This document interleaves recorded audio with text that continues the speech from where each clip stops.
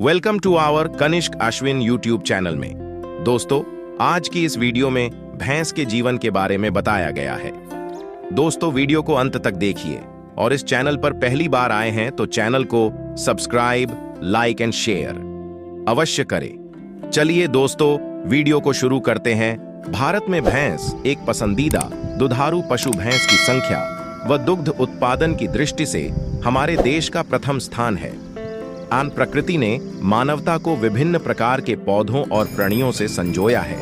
इतिहास गवाह है कि भारत में संस्कृति के विकास के साथ साथ खेती बाड़ी और व्यापार का विकास हुआ है।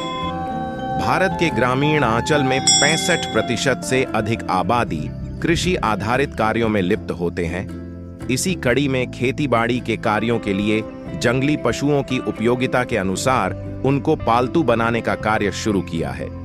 देश में पशुधन कृषि उत्पादन प्रणाली का एक अनिवार्य घटक होता है। भैंस की संख्या व दुग्ध उत्पादन की दृष्टि से हमारे देश का प्रथम स्थान है।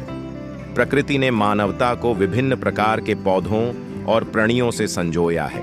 इतिहास गवाह है कि भारत में संस्कृति के विकास के साथ साथ खेती बाड़ी और व्यापार का विकास हुआ है। भारत के ग्रामीण आंचल में 65% से अधिक आबादी कृषि आधारित कार्यों में लिप्त होते हैं। इसी कड़ी में खेतीबाड़ी के कार्यों के लिए जंगली पशुओं की उपयोगिता के अनुसार उनको पालतू बनाने का कार्य शुरू किया है। देश में पशुधन कृषि उत्पादन प्रणाली का एक अनिवार्य घटक होता है। भारत का पशुधन दुनिया में सबसे अधिक है।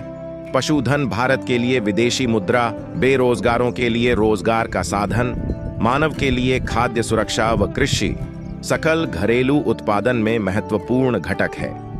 पशुधन प्रजातियों में भैंस का अपना महत्व व स्थान है, क्योंकि वह भारत के कुल दुग्ध उत्पादन में लगभग 50% तथा देश में मांस निर्यात व उत्पादन में एक बड़ा योगदान देती है। पिछले दशक में कृषि व्यापार संरचना के विश्लेषण से झांत होता है कि भारत के पारंपरिक कृषि निर्यात से हटकर मांस निर्यात ने नए आयाम स्थापित किए हैं। भारत में भैंस पालन पारंपरिक रूप से 3 मुख्य उद्देश्यों के लिए, जैसे दुग्ध, मांस और भारवाहक पशु के रूप में किया जाता है। उत्पादकता वर्ग की उपयोगिता का आकलन दर्शाता है कि 1971-72 से लेकर 2009-10 के बीच खेतों में ताकत के काम में बैलों का उपयोग 23% से घटकर 9% से भी कम रह गया है। जब गाय के दुग्ध उत्पादन और बैलों की भारवाहक क्षमता में उल्लेखनीय गिरावट हुई तो किसानों के लिए किसी भी अन्य पशु, विशेष रूप से दुधारू पशु की जरूरत महसूस हुई और मानव की इस जरूरत की पूर्ति के लिए भैंसे ने भारत में लगभग 16% मान्यता प्राप्त और पंजीकृत जलीय या दलीय भैंस है। पंजीकरण के लिए कई अन्य भैंस प्रजातियां भी इंतजार कर रही हैं। अगर हम ये कहें कि भैंस काला सोना के साथ साथ दूध की फैक्ट्री या कारखाने का भी काम कर रही है, जिसके योगदान स्वरूप हम आज विश्व में दुग्ध उत्पादन में 1938 से प्रथम स्थान बनाए हुए हैं। पशुगणना के आंकड़े दर्शाते हैं कि भैंस में वृद्धि दर 3% सालाना के लगभग है, किंतु ताजा आंकड़ों से ऐसा प्रतीत हुआ है कि पशुपालन में किसानों की अरुचि व कठिन शारीरिक परिश्रम के कारण भैंस पालन में वृद्धि आंकी गई है।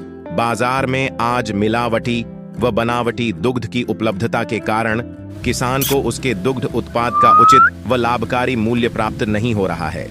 मजबूरी और बेरोजगारी के कारण ग्रामीण युवाओं के लिए इस अवस्था में जब भी खेती एक लाभकारी व्यापार नहीं रहा, तब पशुपालन विशेष रूप से भैंस पालन आशा की किरण का काम कर रहा है। भैंस मांस उत्पाद निश्चित रूप से एक बड़ा कृषि उत्पाद निर्यात का रूप धारण कर रहा है, जिससे ग्रामीण क्षेत्र में आधुनिक बुचड़खाने लगाकर रोजगार संसाधन जुटाए जा सकते हैं। व्यापार की दृष्टि से भी भैंस ज्यादा कीमती और फायदेमंद है। 2017 के अंत में विश्व भैंस की आबादी 201 मिलियन हो गई थी, जिनमें से 77% एशिया में भी। इससे प्रतीत होता है कि हम भैंस को अधिक पसंद करते हैं, चाहे जो भी कारण रहे हो।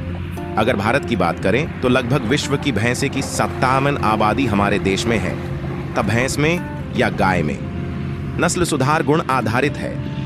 अगर दुग्ध उत्पादकता वाले पशुओं को निकलना होता है, जो भैंस में इसीलिए संभव है कि भैंस में वध के खिलाफ कोई सामाजिक वर्जना नहीं है, जबकि गाय में धार्मिक कारणों से ऐसा संभव नहीं है। एक औसत मुर्रा भैंस 300 दिन में 2000 लीटर दुग्ध देती है। हालांकि रिकॉर्ड में 28 लीटर दुग्ध उत्पादन वाली भैंस भी आज उपलब्ध है, परंतु देशी नस्ल की गाय में उत्पादकता कम होने के कारण भैंस का दुग्ध लगभग गाय से दुगने दामों पर बिक रहा है। भैंसें निम्न स्तर के चारे पर आसानी से निर्वहन कर रही है।